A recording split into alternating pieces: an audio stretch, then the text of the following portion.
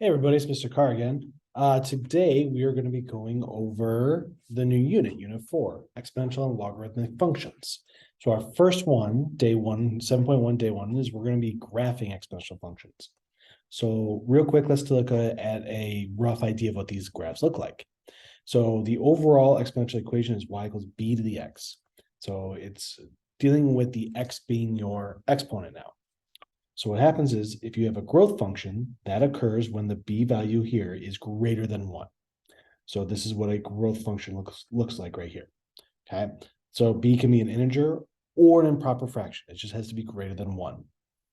If b falls in between 0 and 1, and b is a proper fraction, then it's going to be a decay function, which means the graph will look like this. So a big thing to notice is that this is an increasing function. This is a decreasing function. Okay. The next thing we want to look at is, so here's our y equals 4 to the x. Okay.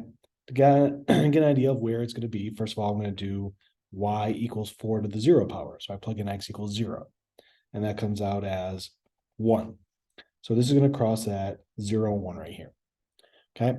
To get another point, well, first of all, I know that roughly the shape is because the 4 here is going to go like this. Okay. That's my growth function. So if I do 4 to the first power, so make x equal to 1, then I get y equals 4. So I go 1 and then 1, 2, 3, and 4 here. Okay, you can see how it's going to grow like that now. If I go the other way, if I go y equals 4 to the negative 1, well, that's going to be y equals 1 over 4. So it's going to be a little fraction. It's going to be pretty low down here. So it's going to look roughly like this. Now, the next key about this is domain and range. Domain is not affected by this function. So if I do my interval notation, it's going to be negative infinity to infinity, like a lot of functions we've already done before. But when we look at range, range is approaching the y-axis, but never actually crossing it. So it's actually going to look like this. In terms of my interval notation, the lowest it goes is 0, and the highest it goes is infinity, but notice I put a parentheses on the 0. Okay, this means it's never going to actually cross that. Okay, so that's what's happening with that one. Now, if I do my set notation, I could just do all real numbers here.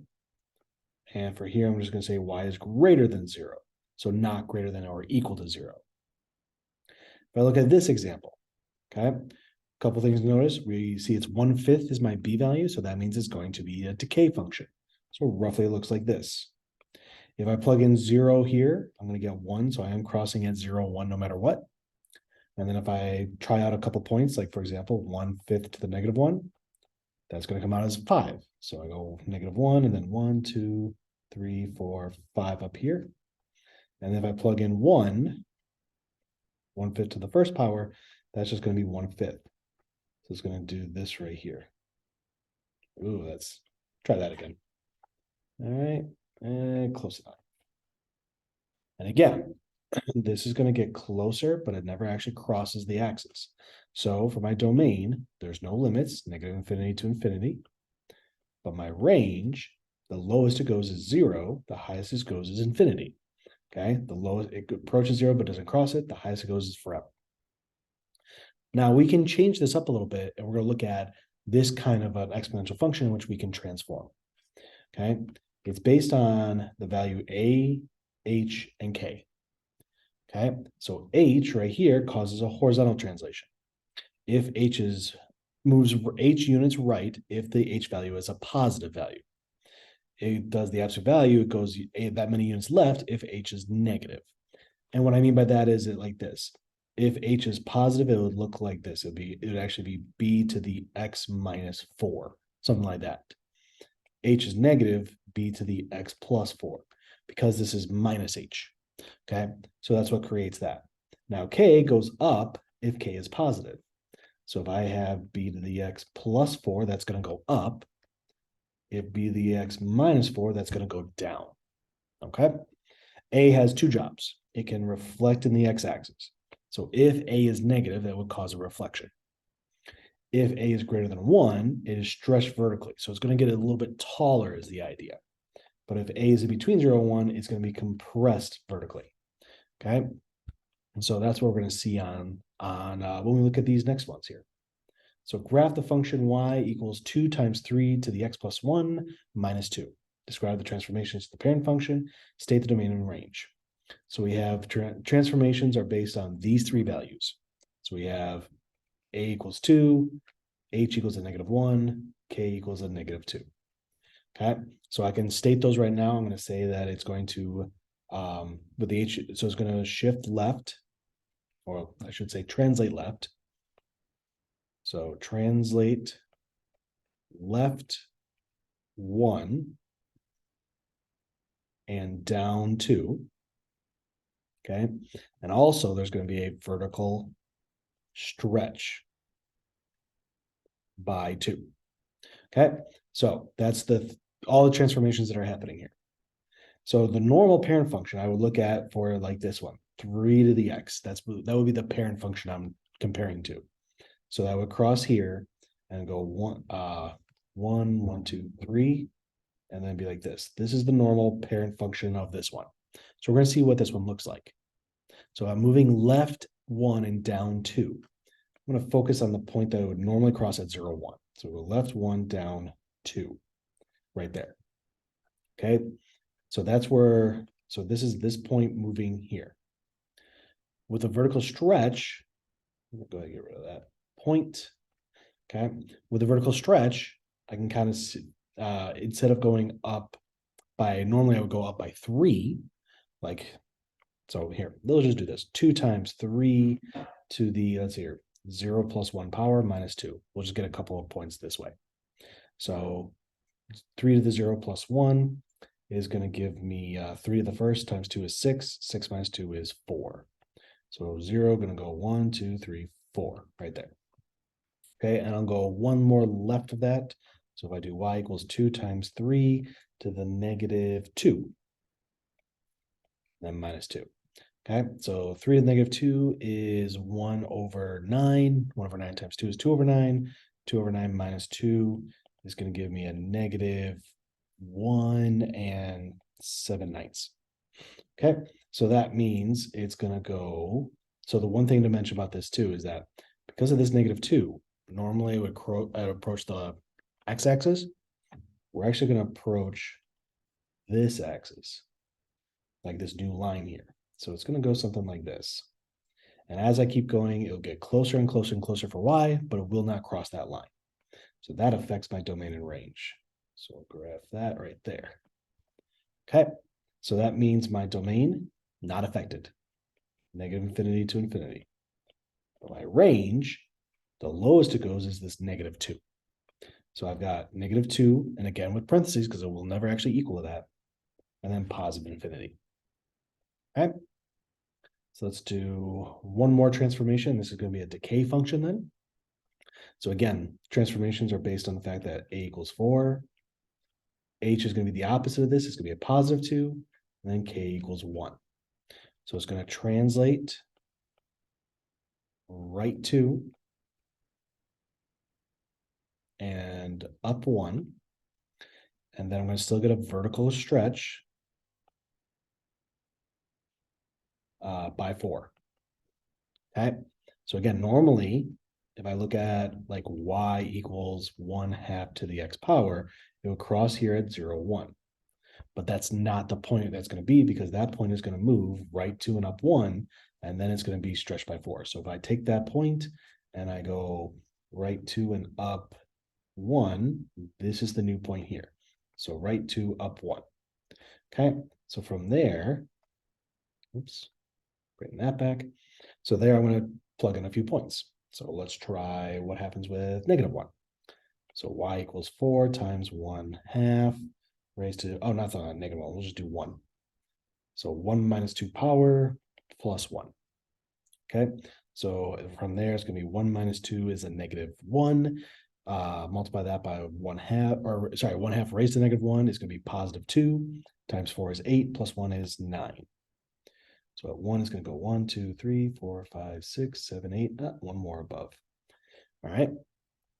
And then if I go the other direction, I could do y equals 4 times 1/2 raised to the, instead of 2, we'll go 3 minus 2 power. plus 1. So I've got 3 minus 2 is 1, 1/2 raised to that is 1/2, times 4 is 2, plus 1 is 3. So that's 2 goes 1, 2. Oh, wait, 1 second here. Where am I at?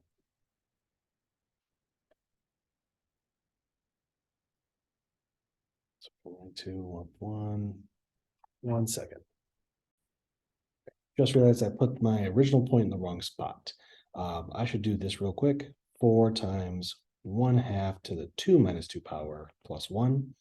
Okay, 2 minus 2 is going to be 0. 1/2 to that is 1. 4 times 1 is 4, plus 1 is 5. So this point is not here. It's going to be up at 1, 2, 3, 4, 5. I forgot because of that stretch. But at positive 3, 1, 2, 3, 1, 2, 3, it's going to go right up here.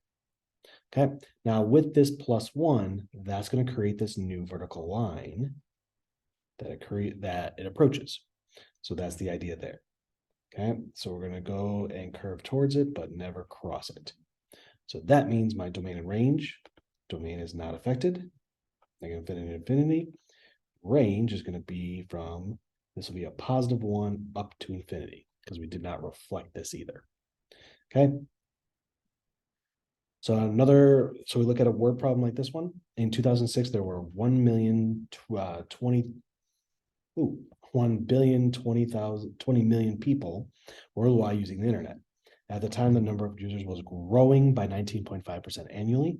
Determine whether the function will be a growth or decay. Well, it's telling us right there, it's growth. They're growing there.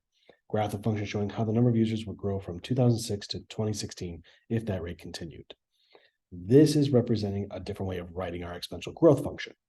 If it's decay, it would be y equals a times 1 minus r to the t power.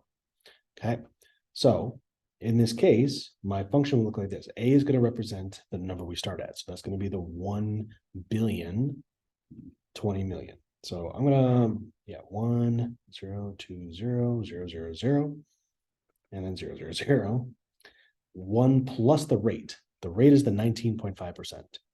So in this scenario, r is actually equal to the decimal number that is related to that. So 0.195. So 1 plus 0.195 and raise that to the t power. This is what we're trying to graph. Now, this is a very big scale. Bottom line is, if I just want a rough estimate, we can see that it's going to grow. It's going to grow very shallow like that. Okay. So it's very tough to do this by hand, but we're just looking at, this will be my 1,020,000,000 right here.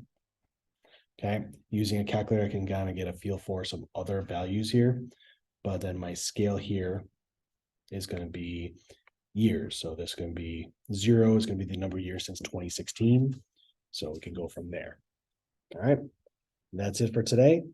Take care. Oh, sorry, there's a decay one. Give me 1 second. Sorry about that. Just want to talk about the decay one real quick. So we're dealing with this one. It decreases by 20% for each mile of altitude up to 50 miles here. We're starting at 14.7 pounds per square inch. Determine whether the graph will be a growth or decay. So it's decreasing, so that makes it a decay.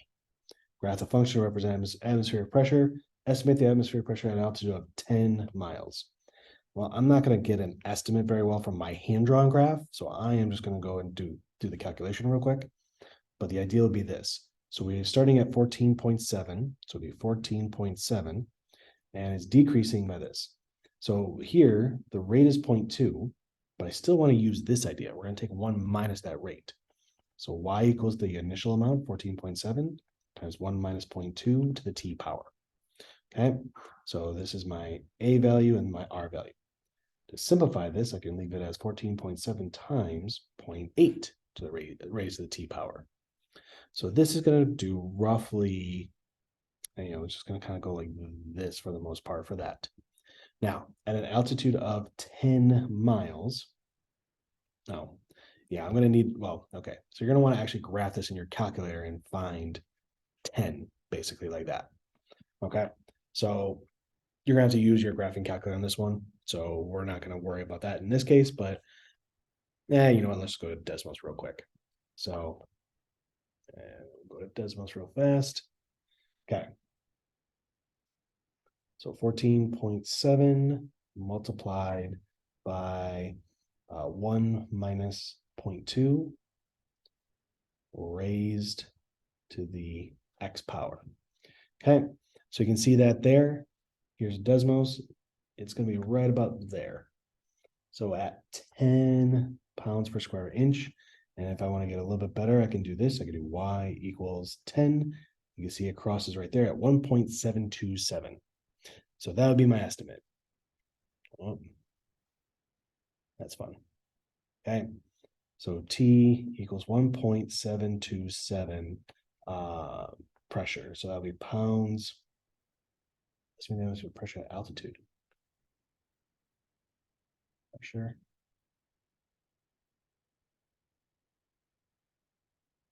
Oh, sorry about that. Did this part wrong. Just got to read it closer. Sorry about that. I just a little out of it today.